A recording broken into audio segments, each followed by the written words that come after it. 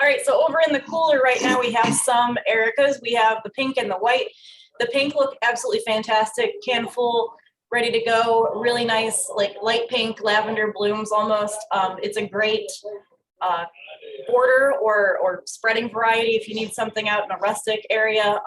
Like I said, these are ready to go. Not a whole lot else to say. I think these are all sold already. So we're just ready to get them on the trucks. So what we did this time is there are a few plants that are just the early ones to get out. So these are booked, but just so people know what they look like so they can tell their customers.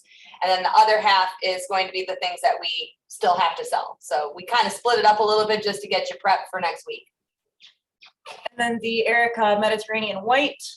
These are still about 2 weeks out probably. They are almost can full. The flowers are coming through nicely. They're just not quite ready to go yet. So give those probably another 2 weeks and look out for those to go current. And then in the hellebores area, go ahead to the next slide. This is what all of our hellebores currently look like. So all of them are booked. We do have some out in 4A and we have the rest of them in the cooler. Most of them are putting out flowers, tons of buds on these. So these are pretty much ready to go. So we're just giving you an idea here of what everything that we have in hellebores looks like.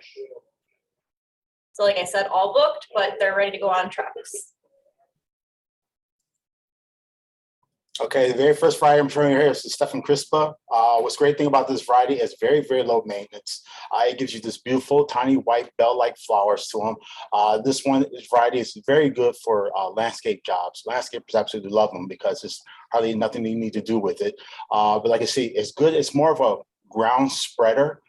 We still have 508 of these available. Right now, I will move these into current as soon as I see new growth popping up on these varieties. But like I said, it's a variety we do sell quickly. So as you can see, that's a picture that's on the right. That's what you're going to look like when you get can full and ready to go. But like I said, I still have 508 of these still available for you. Next picture, please. The Rose Double Pink Knockouts. We still have 392 of these still available. This is our second most popular variety when it comes to the Double Knockout series. This one gives you a beautiful pink double flower. The picture you see this on the right, that's what the crop is going to be looking like once we start trimming them.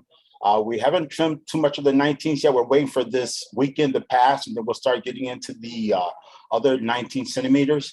But like I said, this is a very beautiful variety, beautiful pink. And like you see, it'll be nice and ready, can full when ready for you. We'll get them on your trucks. Like I said, I still have 392 of these beautiful specimens waiting for you.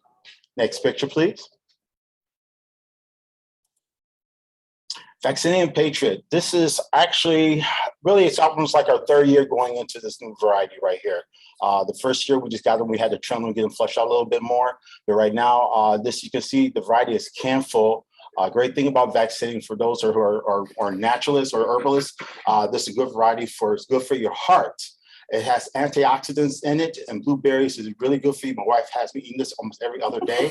So, but still, it is a very good variety. I can vouch for you for that right there. And the great thing about this variety, not only you could put it in your yard and give some berries for your birds, or even squirrels if you have to, but as you can see the pictures on the top right, it is a beautiful idea you could just put it in your containers and have it as a beautiful patio design. I actually do this myself by having square pots. I usually take them and I put them in the winter to protect them during the course of winter. But it's a very good idea for not just having it in your yard, we also have it as a decoration.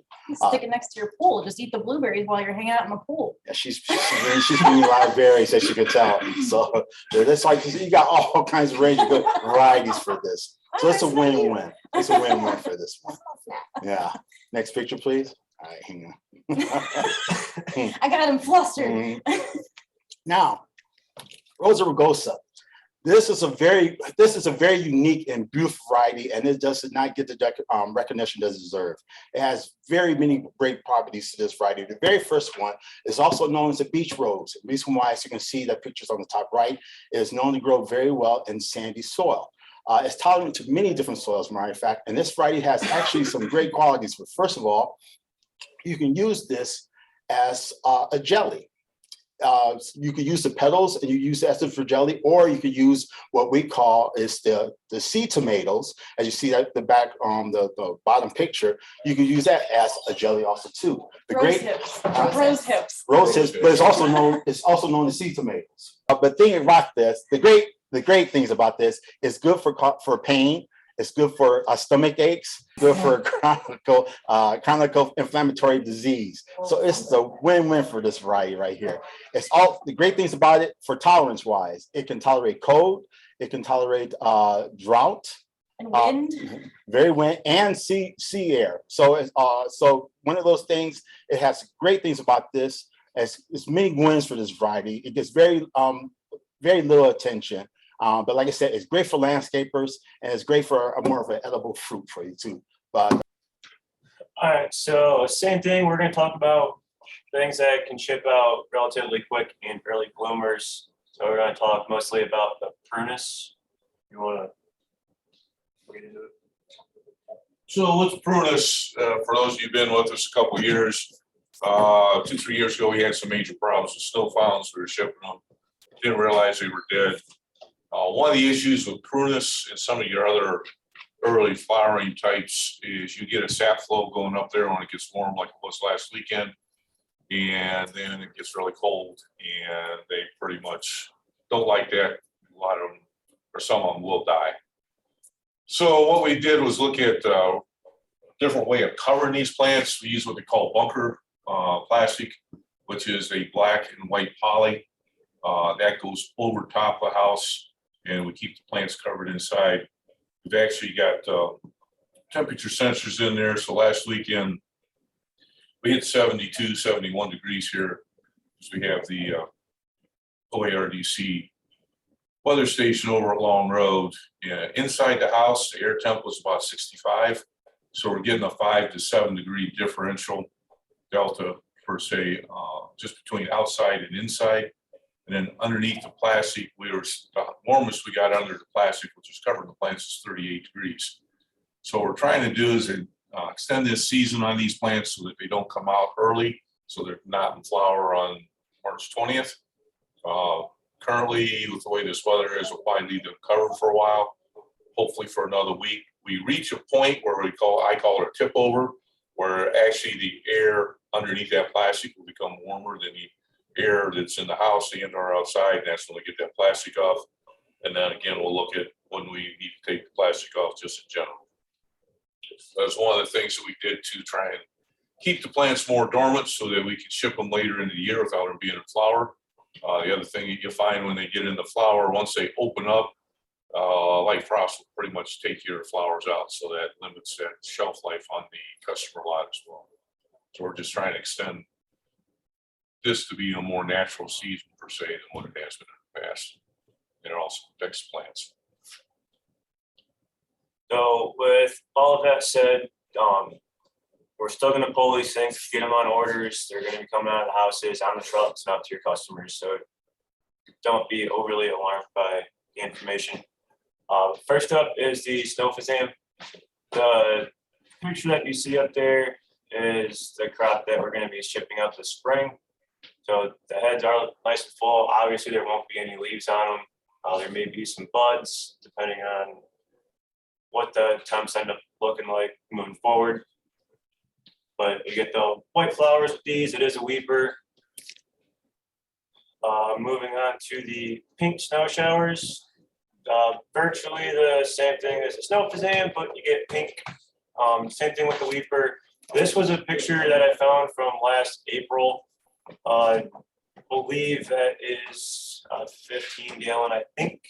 So this is kind of what they would be looking like from the picture. It looks like there are some buds or possibly a couple flowers on top of the head. So kind of a reference point from April to what it is today. And then for something different, I did the Prunus Schubert, which is a Yoshino cherry, which is actual tree form, not so much a weeper. They do get relatively large. I know in DC, a lot of people like to go out there to see these things in bloom. That's a picture of what they look like. And then the last one is the Crater Vesuvius. I believe this is a new plant from last year. Is that right? It's not necessarily new, it's just first year we've grown it. So I did a lot of research on these things. It's actually a plum. Extreme cold hardiness. They do tolerate the urban pollution, so it does make good for a good city tree or a road tree. They also said that it would make a very good shade tree in the front yard for the new developments. Obviously, there's not a whole lot of room to be working with, so it's not a very large tree, but it is a great option. It's a moderate grower, about 1 to 2 feet per year. And then this is also a more of a cleaner tree than other prunus. It does not get a whole lot of the little cherries that some of the other varieties do get, so it is a lot cleaner. So if you put it closer to a driveway, a sidewalk, or a road, you're not going to have to be running them over, walking through them, or any of that kind of stuff. And I did get some information on some prunus. So the whole prunus family is cherries, plums, peaches, apricots, and what I learned was it also includes almonds, which I did not know. The lifespan is going to be between 30 and 40 years. If you look around the area, a lot of the older houses, everybody plants a weeping cherry in almost every landscape. So it's about time to upgrade to something different or replant it. So it could be a technique you guys could use, getting to the end of the lifespan. Some species actually produce a yellow or green flower. We don't grow any of those, but I've never seen it before. Cherries are actually called a drupe, and fossil evidence shows that cherry trees first appeared about 44 million years ago. So they've been around for quite some time. Any questions for